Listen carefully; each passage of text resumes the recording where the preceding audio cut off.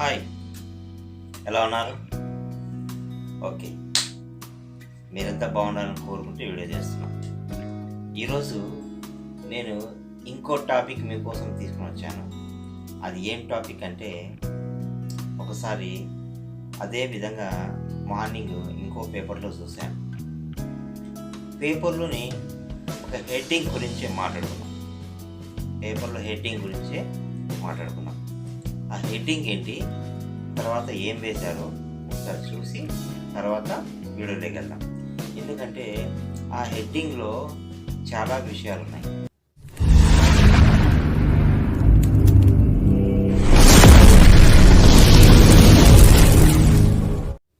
ప్రతి ఒక్కరు తెలుసుకోవాల్సిన విషయాలు దాంట్లో చాలా ఉన్నాయి.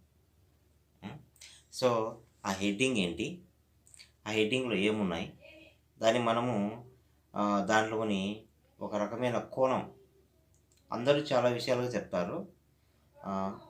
ఇంకో కోణం నేను చెప్తాను. అది ఏంటో ఆ వీడియో చూసిన తర్వాత చూద్దాం. ఓకేనా? లుక్ ఏ వీడియో.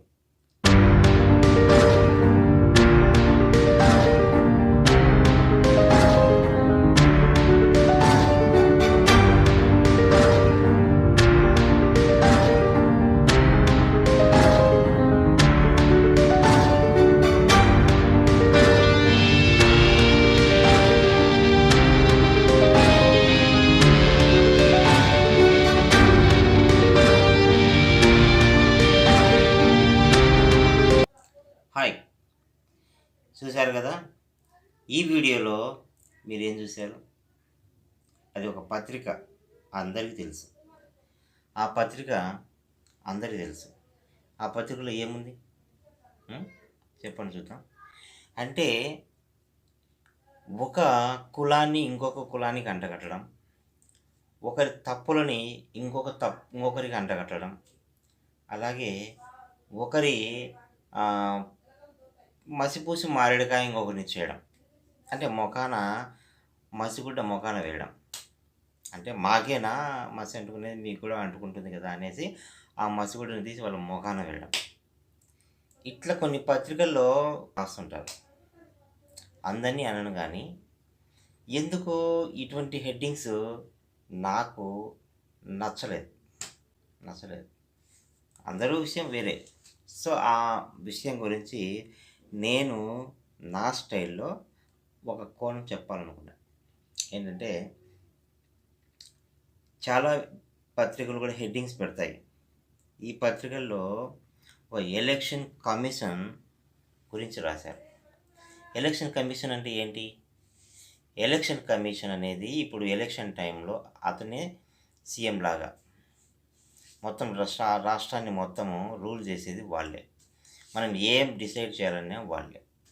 శాంతి భద్రతలు కావచ్చు, తర్వాత మన సిస్టమ్ కావచ్చు, అంతా వాళ్ళ చేతుల్లోనే ఉంటుంది. జస్ట్ సంతకం చేయడానికి మాత్రం జగన్ ఉంటాడు, అదే సీఎం ఉంటాడు. సో మొత్తం నిర్ణయాలన్నీ కూడా ఎలక్షన్ చేతిలోనే ఉంటాయి. ఇందులో మనం గమనించాల్సిన విషయం ఏంటంటే, ఈ ఎలక్షన్ కమిషను చాలామందిని ఎలక్షన్ టైంలో ట్రాన్స్ఫర్ చేస్తుంది. అట్లానే కొందరికి కొత్తగా పోస్టింగ్లు ఇస్తుంది. కొత్తగా పోస్టింగ్లు అనేది ఇవ్వచ్చు, కానీ వీళ్ళ ప్రాబ్లం ఏంటంటే, ఇక్కడ ఎలక్షన్ కమిషన్ తీసుకున్న నిర్ణయాన్ని తప్పుపడుతున్నారు.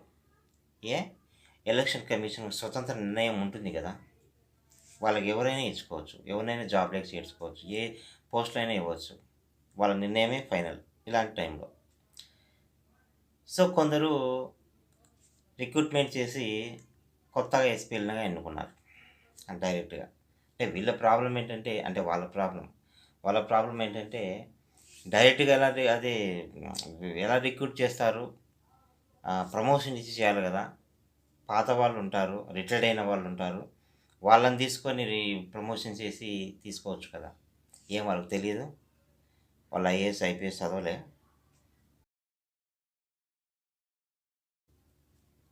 చదివింటారా బాగా?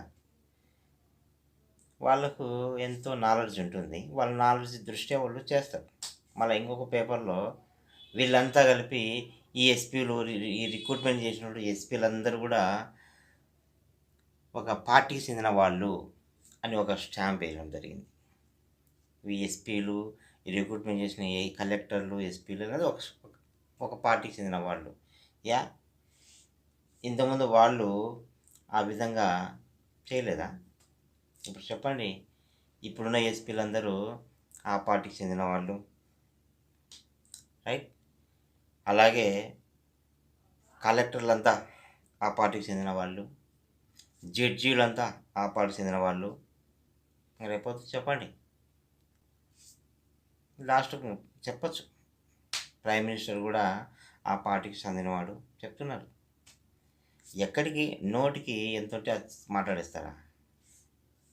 ఒక హోదా ఉంటుంది, ఆ హోదాకు ఒక విలువ ఉంటుంది. ఆ విలువను దిగజార్చడం అనేది అవమానం చేసినట్టే లెక్క. ఇక ఫైనల్గా చెప్పొచ్చేది ఏంటంటే, ఈ పేపర్స్ రాస్తుంటారు కదా, వాళ్ళకు సరైన హెడ్డింగ్స్ దొరకలేదు అని నేను ఫీల్ అవుతున్నా. ఎవరైనా మంచి హెడ్డింగ్స్ చెప్పండి వాళ్ళకి. మంచి హెడ్డింగ్స్ ఉంటే చెప్పండి. హెడ్డింగ్స్ అనేటివి సరిగా లేవు. ఎంత వస్తే అంత రాస్తున్నారు జర్నలిస్టులు. ఒకసారి వాళ్ళకు తోచింది రాస్తున్నారు, కానీ ఆ పక్కన ఉండేది వాళ్ళకంటే ఎక్కువ మేధావులు, వాళ్ళకంటే ఎక్కువ టాలెంట్ ఉండేవాళ్ళు, ఒక హోదాలో ఉండేవాళ్ళు. కోర్స్ రాయాలి, కానీ ఎంత పడితే అంత రాయకూడదు. ఇప్పుడున్న పొజిషన్లో, సిచ్యువేషన్లో ఎలక్షన్ కమిషనే సుప్రీం. సో అది ఎలా చెప్తే అలా చేయాలి.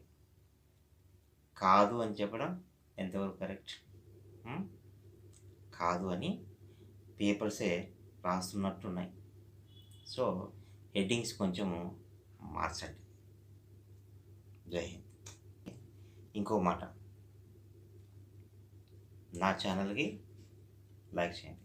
ఓకే, జై హింద్. Thank you.